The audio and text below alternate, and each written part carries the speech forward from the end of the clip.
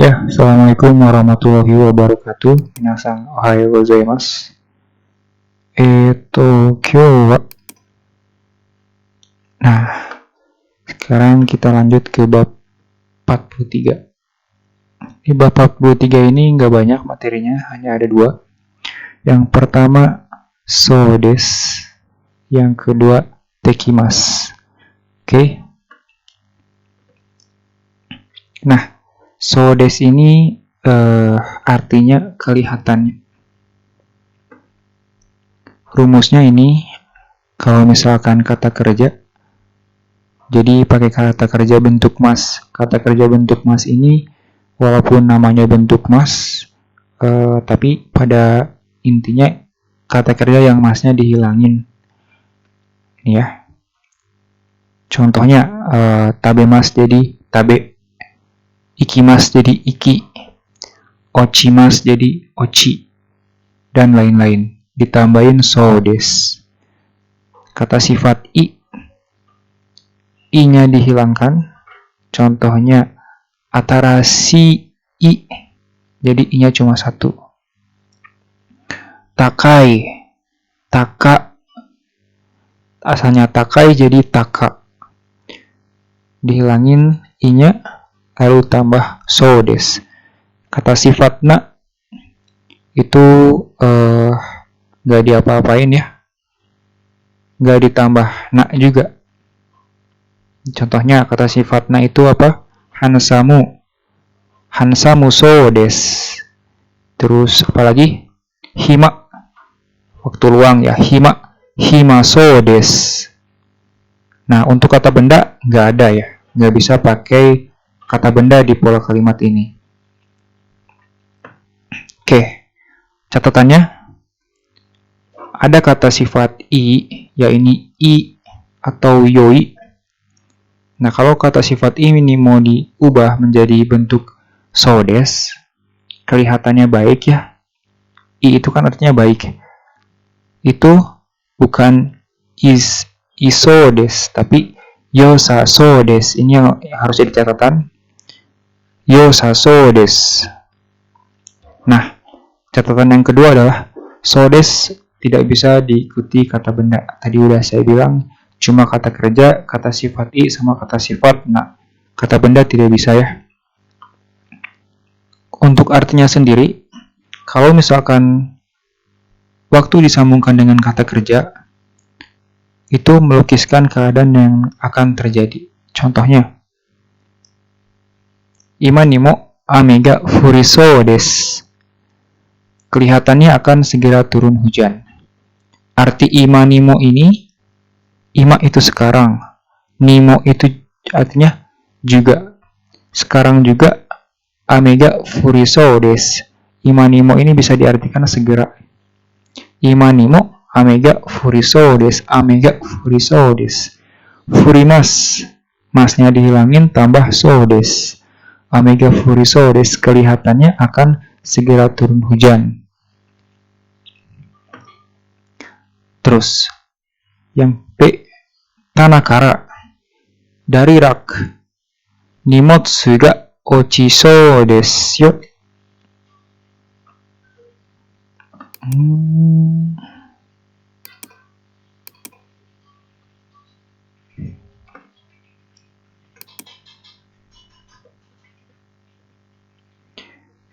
Oke, tanakara, tanah itu artinya rak ya. Tanakara nimotsu ga ochiso desu yo. Barang kelihatannya akan jatuh dari rak loh. Dari rak loh. Ini ada yo. Ochiso desu yo. Ochiru itu jatuh. Ochiso desu, kelihatannya akan jatuh. Nah, penjelasan A ini, yang A yang ini dipakai karena langit sangat mendung dan keadaannya seperti sudah akan turun hujan saja.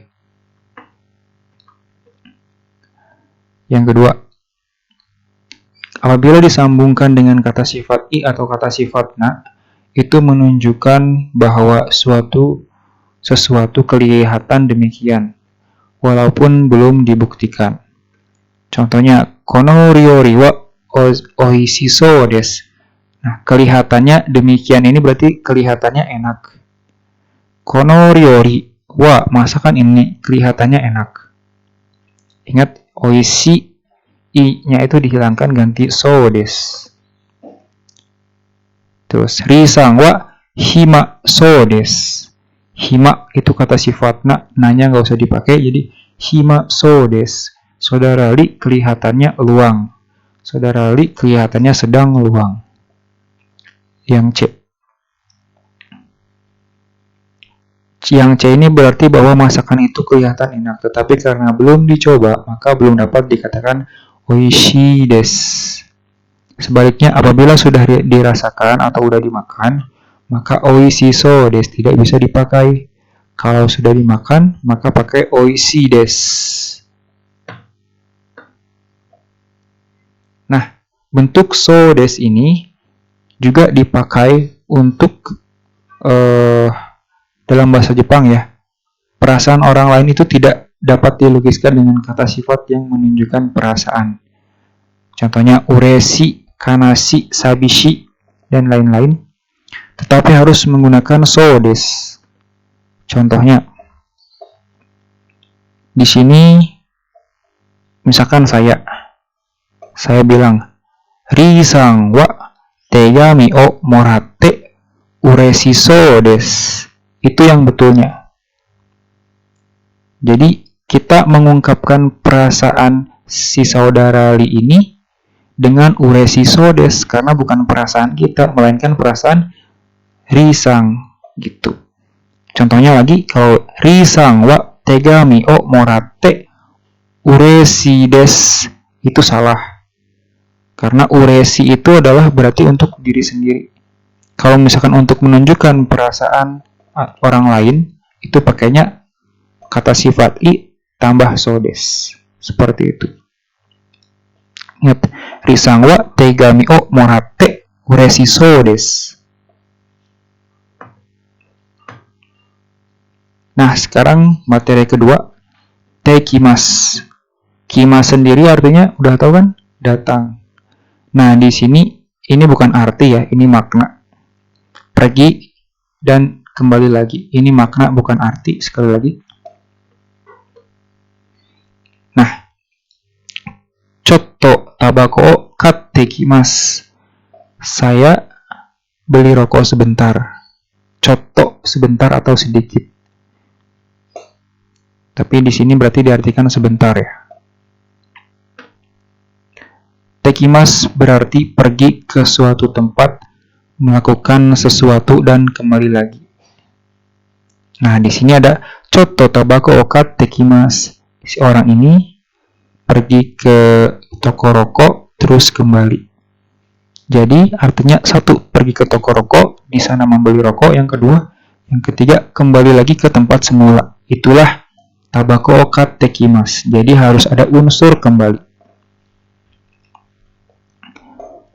Atau datang. Datang ini walaupun artinya datang, ya kembali juga mungkin bisa ya diartikan.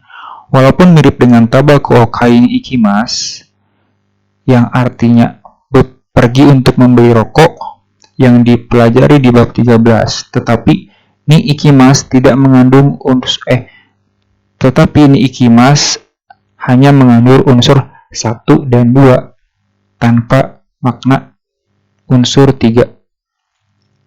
Jadi kalau misalkan tabako kai ni ikimasu berarti pergi doang, nggak balik lagi. Tapi kalau misalkan tabako katte kimasu udah mah pergi, dia balik lagi ke tempat semula. Kayak gitu ya. Chotto tabako katte kimasu. Pergi beli rokok sebentar, nanti balik lagi ke tempat semula. Seperti itu tekimasu. Nah, ini gambarnya silakan ditulis atau digambar pakai gambar oret-oretan aja di catatan ya, supaya lebih ngerti. Digambar, nggak usah mirip dengan gambarnya juga nggak apa-apa, waktunya nggak ada kan. Contoh lagi, chotto ginko itte kimasu. Saya pergi ke bank sebentar. Nah, itu walaupun nggak diartikan kembali lagi, tapi pada intinya itu balik lagi ke tempat semula. Choto dekakete kimasu. Ini saya pergi keluar sebentar. Dekakete kimasu. Dekakeru pergi keluar sebentar. Seperti terlihat pada contoh-contoh di atas, bentuk te dari iku dan dekakeru, iku dan dekakeru, iku dekakeru disusul dengan kimas hanya berarti pergi ke suatu tempat dan kembali lagi. Ada hanyanya.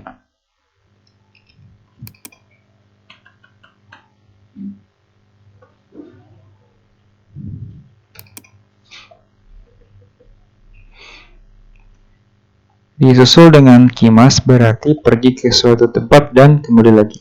Pada kalimat FGH, tadi F di atas dan GH yang sekarang ada di layar, si pembaca menyampaikan kepada lawan bicaranya bahwa dia akan pergi ke suatu tempat tetapi untuk kembali lagi. Nah, pola kalimat ini adalah untuk menenangkan pikiran lawan bicara ya. Sekali lagi, untuk menenangkan pikiran lawan bicara. Chotto dipakai untuk menekankan bahwa akan kembali dengan segera. Nah, contoh kalimat berikutnya. Yuga tamade ni, sebelum senja, kaet tekimasu. Saya akan pulang. Pada tekimasu di atas yang menekankan bukan urutan perbuatan, melainkan arah perbuatan. Jadi, maaf, ini salah lagi.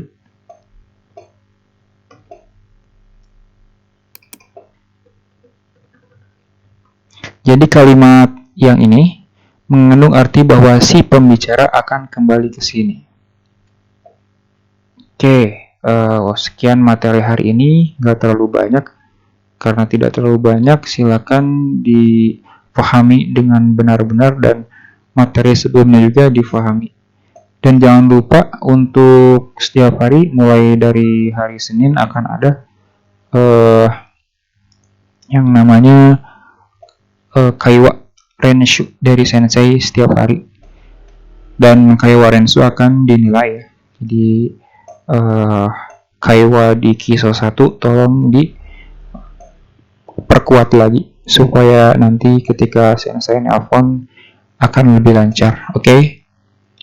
Wabillahi taufiq wal hidayah. Wassalamualaikum warahmatullahi wabarakatuh.